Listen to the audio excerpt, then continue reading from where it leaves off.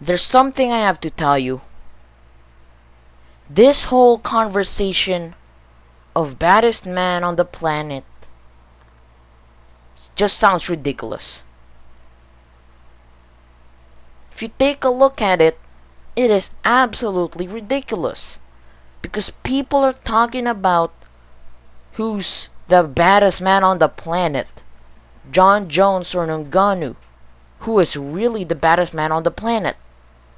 And they're talking about it.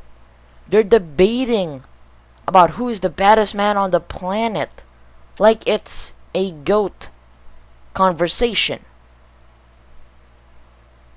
And they're gonna tell you all about Jon Jones competing at the higher level while Francis Ngannou isn't.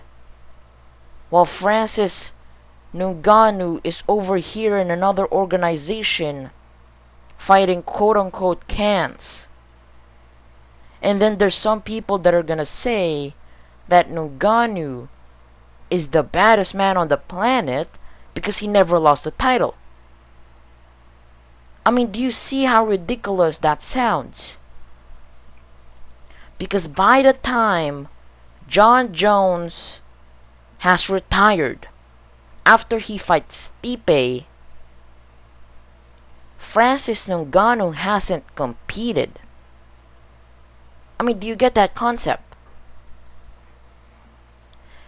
They will not be fighting together and competing on that baddest man in the planet title. They're not.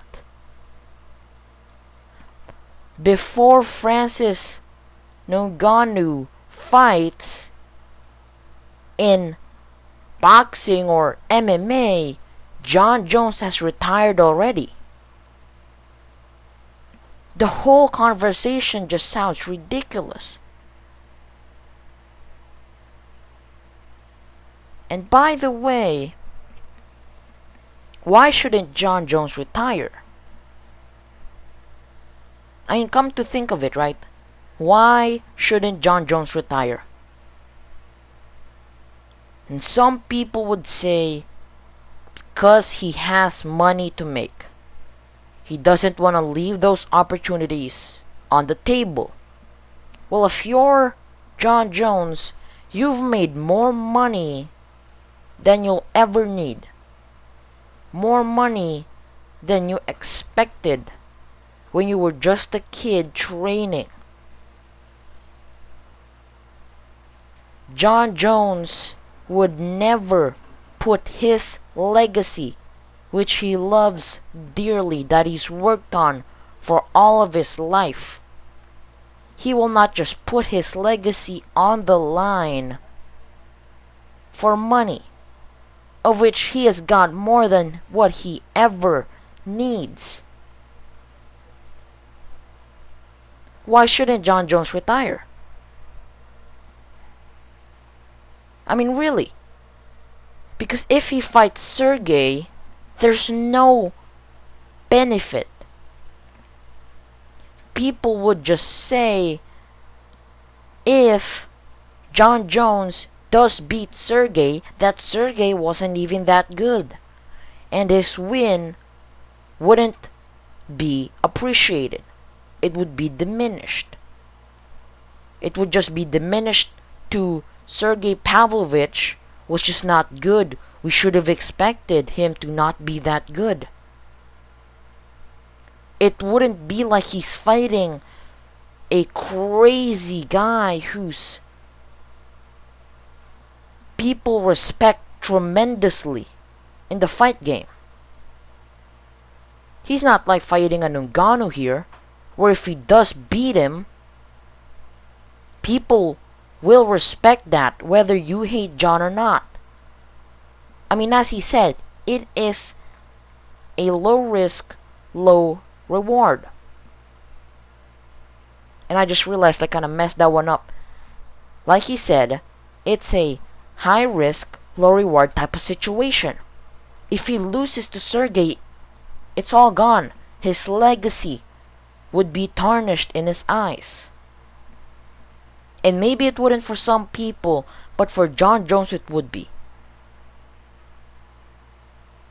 For Jon Jones, it would be the same way that Henry Cejudo legacy wasn't that tarnished when he lost to Aljamain Sterling, but he still felt like it. He still felt like he can't. And so for Jon Jones, who loves his legacy dearly, who he has spent all of his life working on, he wouldn't just put his legacy on the line against a guy that is on a 5-fight KO streak. That is the definition of a high risk, low reward.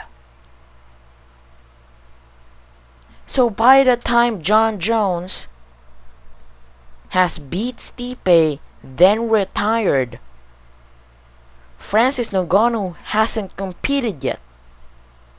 And you see how that works. And Jon Jones, after he beat Stipe, may or may not announce his retirement after beating Stipe.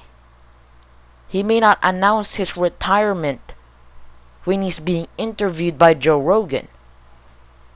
Maybe he's now smart enough to know that he shouldn't do that. But we all know that he's eventually going to retire. And when Jon Jones retires, he would just be a memory. This whole conversation of the baddest man on the planet, it's ridiculous. They wouldn't even be fighting at the same time. People will just forget about the new shining guy in Jon Jones. People will just put the spotlight on Francis Ngannou. And that is how it is. When a guy retires, that spotlight is gone. And if you're wondering where the spotlight will go to, it will go to Francis Ngannou. And so, when Francis Ngannou starts competing, Jon Jones wouldn't be competing. So now you see how ridiculous this whole conversation of baddest man of the planet is quite silly.